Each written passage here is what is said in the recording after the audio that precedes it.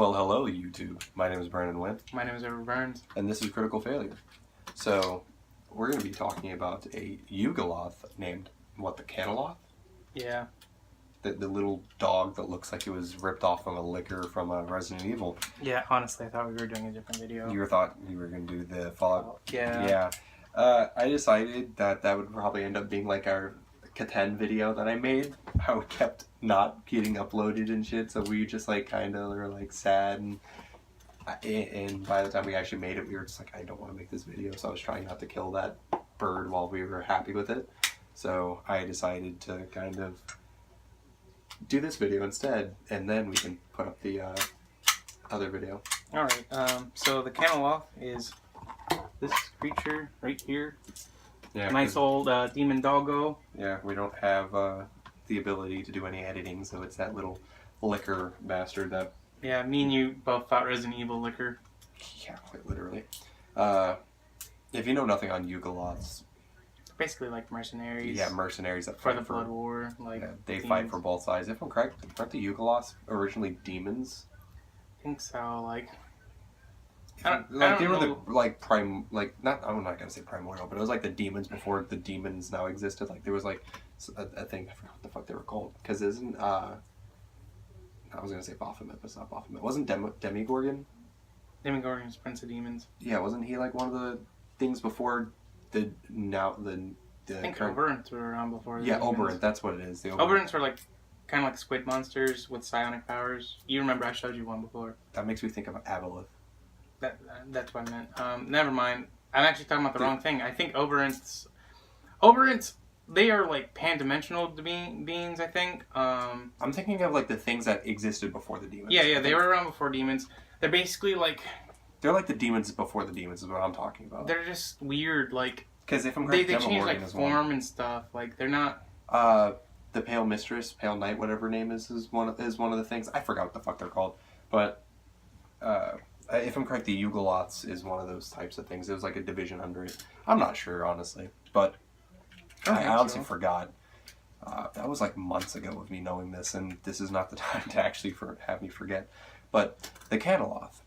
Describe what the Canoloth has in terms of armor class and such things. Oh, it has a 16 in armor class. Its average HP is 120. Okay, so it has about 240 hit points maximum. Yeah. It has a speed of 50 feet, so if you try to run, wow. It's going to catch you. I did not actually read that. A lot of this I didn't specifically read. So it is a fast boy. And it's a medium-sized fiend, so it's man-sized. What's terrifying is that I thought this the size of a boxer, maybe pit bull. So it's large, but it's not that large. That's medium-sized. That thing is the size of a fucking human. Yeah, I'm just man. That's actually terrifying. I actually find this thing really cool, just looking at it. I kind of want to make a dark magic user and just have one of these be my pet. That would not be possible because it would just sit there. It's just making contact with it. It's just follow me. It would listen. It would just be very lazy about it. It just rests on your back. Yeah, right here it says it will do exactly what you ask, but never more and never anything less. Follow me. I ain't gonna defend you, even if you ask me to. I ain't doing that. So basically, unless you tell it to, it'll just sit there on its ass. And guaranteed, if a player character forgets about this thing, it's just gonna be chilling in the corner. Look, just because you're my owner doesn't mean that I have to Well, generally that's what it would be doing. It'd be chilling because here they prefer to enter contracts where they're basically just guarding things. Yeah. So they don't move around a whole lot. They're just lazy. But it has an 18 in strength, 10 in dex, 17 in constitution, 5 in intelligence, 17 in wisdom, 12 in charisma. I'm actually surprised it has a 12 in charisma. Yeah, it's not very intelligent, but boy can its stupidity woo you off your feet. Yeah, it's just a cute old demon doggo. It's not even cute. Imagine that thing running at you. It's a size...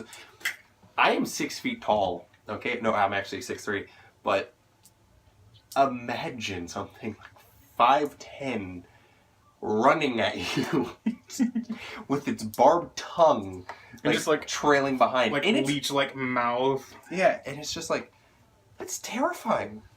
Nah, it just wants cuddles. That thing does not want cuddles. That thing just wants to sit there and not do anything. Name it Fluffy. Why is everything named Fluffy? I don't know.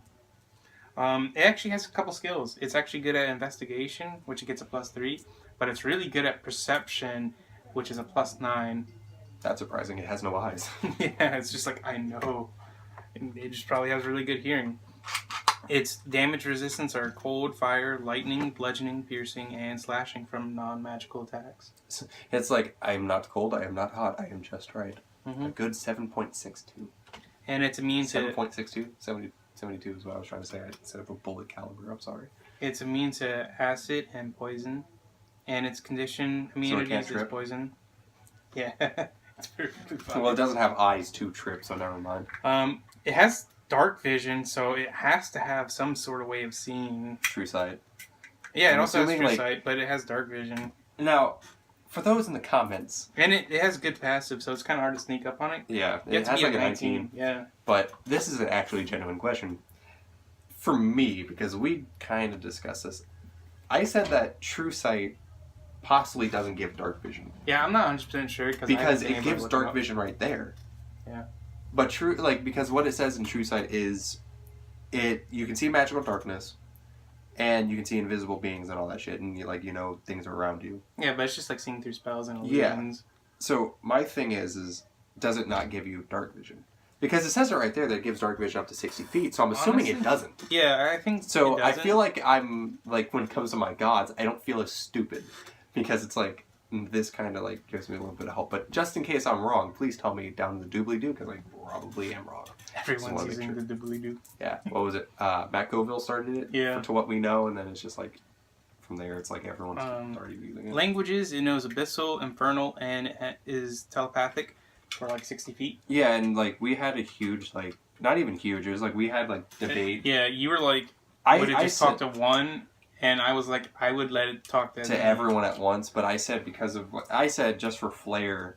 Because you were talking about its intelligence. Yeah, I said for its intelligence, it wouldn't really be able to talk to multiple at once. In a DMing standpoint, I kind of use your aspect where it's you just tell everyone.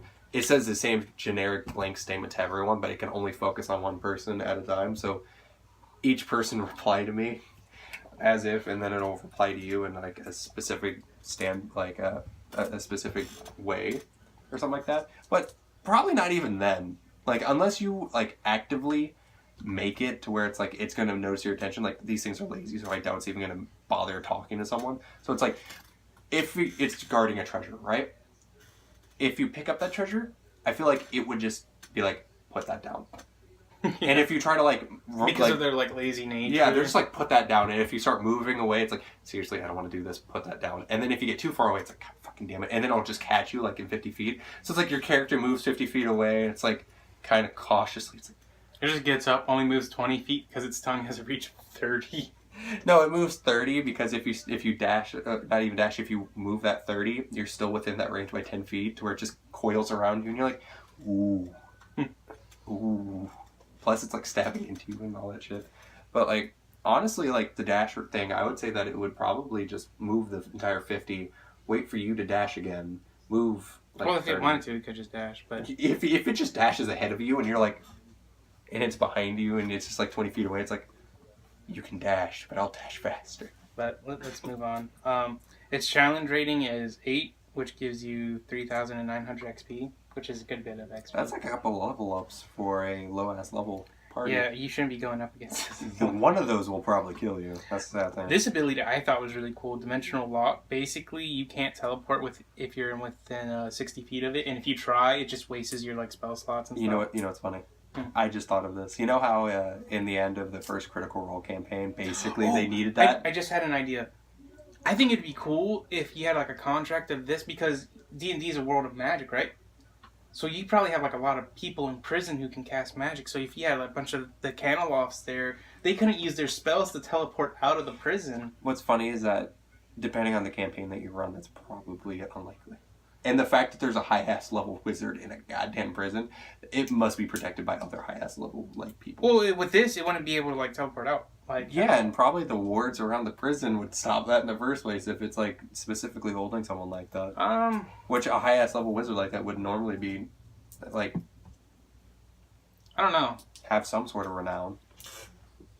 I just thought it was a cool thought. I kept dripping. Plus, I think that those type of magics would be level. I'm not sure. Yeah, what higher level. level, like Dispel teleportation's magic. like dispel magic's like a second level. Yeah, and I don't know how long it lasts because. But I'm talking about like runes because like usually like how I would imagine it, they would make sure that you can't fucking escape by putting runes around and stuff like that, like traps, to where to like dispel magic basically, to where it's like in that specific room you're not able to do it, and then like they would put like manacles on that negate all magic. Like I feel like that's what would happen. It depends on your setting, but I just thought it was a cool thought to have like these demon dogs basically just guardians of themselves because it fits with their nature of just guarding treasures in important locations. I was gonna say it'd be useful for the end of the Critical Role campaign when Vax basically got fucked over because Scanlan needed the big bad guy not to teleport away, so he had to use his last ninth level spell slot to keep him there. He could have just been like, boop. I have Demon Dog Boy that I just had a thing with, and the guy's just like, you little bitch. Alright, let's move on. It has magic resistance, and it gains advantage on saving throws against spells and other magical effects. So this would also still be good against mages. Any magic class, have fun with this. And it has magic weapons, which basically its attacks are considered magical, which makes sense because of its fiendish nature. It's gonna look you with that magic tongue. It has uncanny senses, which basically you can't surprise this thing as long as it's conscious. So any rogue that tries to get surprise attacks on this thing, have fun with that. Yeah, it's like I know. Fuck rogues. Its actions, it has multi-attack. It can make two attacks with one with its tongue, or it can bite, or it can claw you. It's one with its tongue or bite, and then one with the claw attack. Yeah, because that's what it says. I think specifically in the thing. Because I had to reread that. Whenever I do multi-attacks, I never actually pay attention to this. I just look at how many it says it does. I will use whatever abilities I want. Yeah, and most because DMs, that would just be repetitive. It's just like one or two. I think that it's like because I attack as if I would be that creature. Yeah. So it's like, I would want to attack you and hurt you as much as I possibly can. Its first attack it has up here is Bite. It has a +7 to hit, a reach of 5 feet. It just targets one person. And on average, it deals 25 points of damage, but it rolls 6d6 +4 piercing damage, which is a decent amount of damage. So 36 +4, you said? Hmm. So that'd be 40 points of damage on a maximum hit.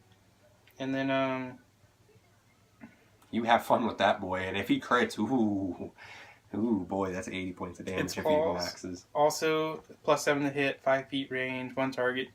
Average points of damage is 15. It does 2d10 +4 of slashing. Okay, so that's 24, right? Yeah. Yeah. Its tongue, +7 to hit, range 30 feet. Got a long tongue. He can please your bitch on the other side of the world. Average damage is 17 points of damage, 2d12 +4 piercing damage. Hide your kids, hide your wife, lucky tongue is near.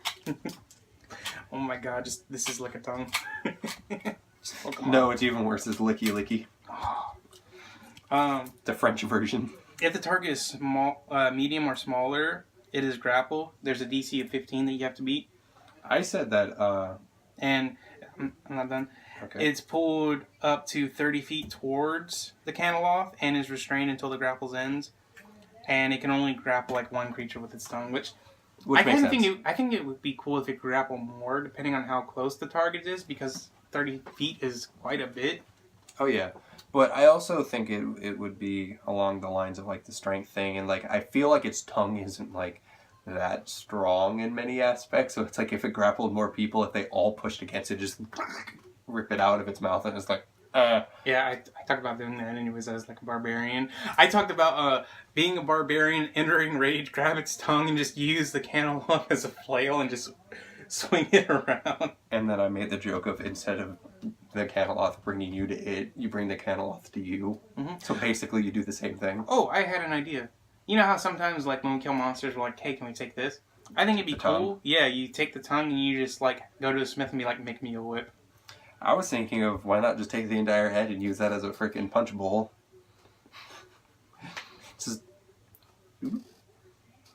Yeah. Oh, with its armor, it's natural armor. But me and Feng weren't sure if the one in the picture is naturally armored or Yeah, because that looks, plating. because of the way that it's like segmented, it looks like it's plate armor of some sort. Like, it doesn't look natural.